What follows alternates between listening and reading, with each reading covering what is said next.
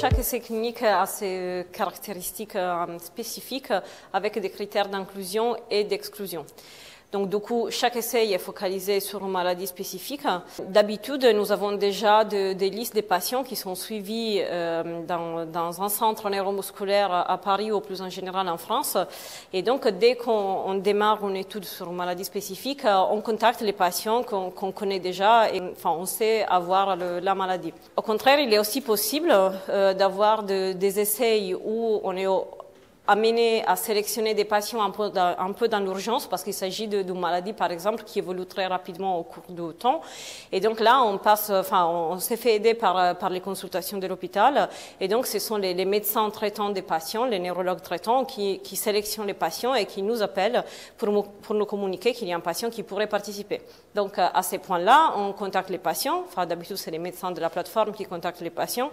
On lui explique quel est l'intérêt de participer, donc de quoi il s'agit, quels sont les médicaments, quelle est l'importance du médicament, la probabilité que ça marche, les possibles effets secondaires, les implications pratiques et les implications sur la vie quotidienne du patient, c'est-à-dire qu'il est possible que les patients se retrouvent à venir à l'hôpital pour des évaluations toutes les semaines pendant une période plus ou moins prolongée.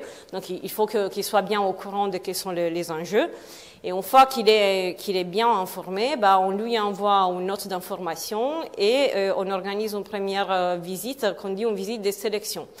Donc à ce point-là, les patients viennent à la plateforme, donc vient à l'hôpital et on organise une première visite où on fait une évaluation. Donc déjà une évaluation de l'histoire de sa maladie, des antécédents médicaux ou chirurgicaux, du traitement qu'il prend. Enfin, on fait une évaluation globale.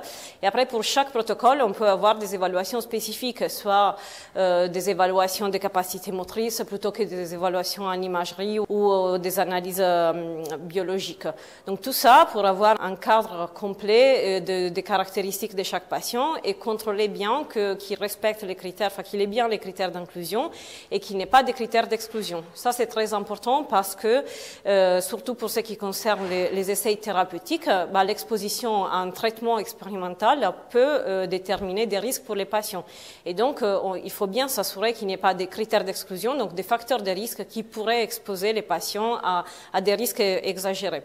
Donc, si les patients ont bien tous les critères, ils respectent tous les critères et il est d'accord pour participer à l'étude, ça c'est très important. Enfin, il faut que les patients acceptent et signent un consentement éclairé selon une procédure très précise. À ces points-là, on commence vraiment l'étude. Et donc, pour chaque étude est un peu différente, mais bon, les patients viendront à la plateforme à la fréquence demandée par l'étude. Donc, ça peut être toutes les semaines, comme tous les 6 mois, c'est très, très variable. Ça dépend du type d'étude.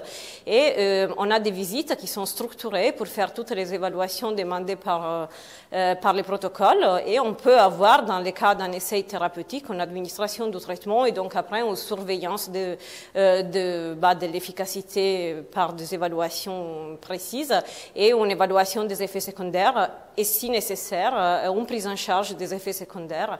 On espère toujours de ne pas en avoir, mais ça peut être nécessaire. Donc, nous faisons aussi une prise en charge médicale du patient une fois qu'il est rentré dans l'étude.